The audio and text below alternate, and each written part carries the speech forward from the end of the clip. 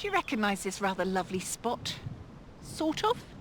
How about if I come over here? Do you now have an image of turned down wellies and wrinkly stockings? Because in that case, you are probably one of the millions of viewers who've enjoyed the world's longest running sitcom, Last of the Summer Wine.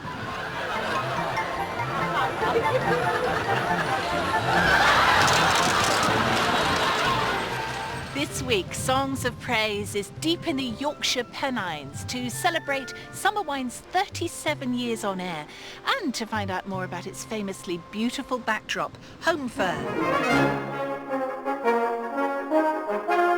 On this week's programme, cast and crew savour the best of the summer wine. Leslie Garrett recalls her time in Holmfirth. We find out why the town was known as Little Hollywood. And we've some of your favourite hymns.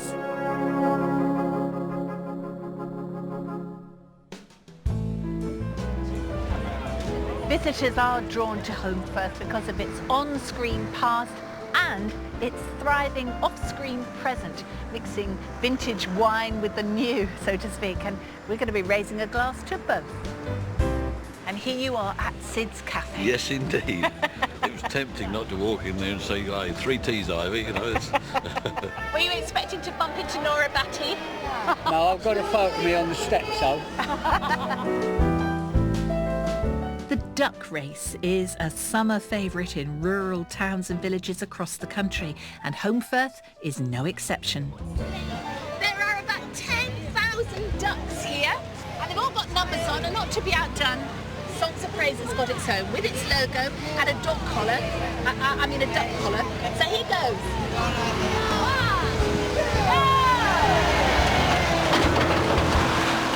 Well, our duck is making its way gently downstream, and we're also heading along the valley to Christchurch in nearby New Mill. So Sean, apart from being the vicar here, I gather that you've actually appeared in Summer Wine. Yeah, they gave me a call after we'd done something earlier and said, look, can you come in and be in an episode for us? And so I did, and it was really enjoyable. What was the part? Well, what do you think? They asked me to play a vicar at a funeral.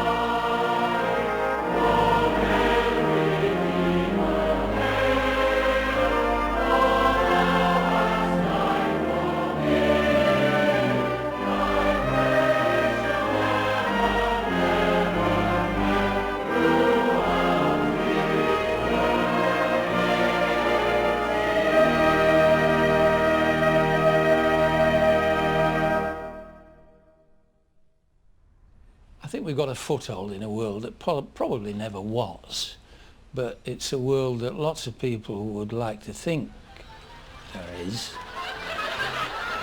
This got out into the countryside.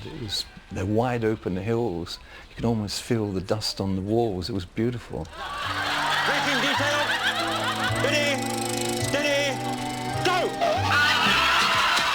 Left to my own devices, I would never have written this series.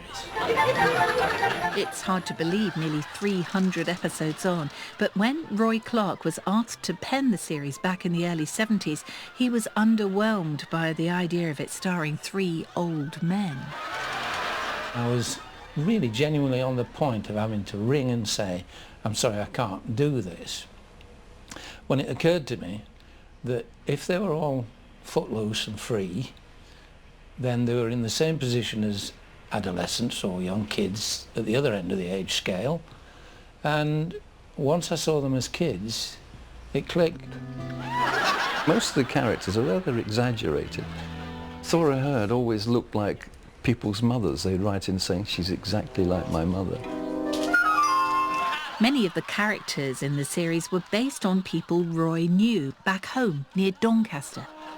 I'm a great fan of strong northern women because you can't grow up in this neck of the woods without falling across them. I think they're the inspiration for Nora Batty and the toughies like her.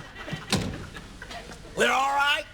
I think, although we've had many changes, inevitably, over the course of the time that we've been running, I still think basically the series is what it was. Roy's very clever because when he gives you a script and he's developed the character already, and you see where the pratfalls are and you see where the character's going to go, it comes to mind instantly. He was in between Basil and Bond and James Bond. It's great because the crew set up all these boxes and with the mats on top which break your fall. And Why do we need to go inside? It's painless. You don't have to wash or anything. It wouldn't make any difference. What are you getting nervous for? Who's nervous? Well, come on then. We've had, when I look back, quite a few scenes in churches and things, and Compo a bit sceptical about it, and Clegg dropping out lines that's not so sceptical. For the first time in our lives, we got time to look at things. What things? Everything. I was raised Catholic, and I think it's a great benefit to come into life with that extra element. Give me a hand. Lift your leg higher. It's fastened at the other end. Sorry. if you think of communities, little small places, they always have a church and a shop and a post office or a local electrician. So there's all those ingredients. They are part of the community. So the church is very, very important.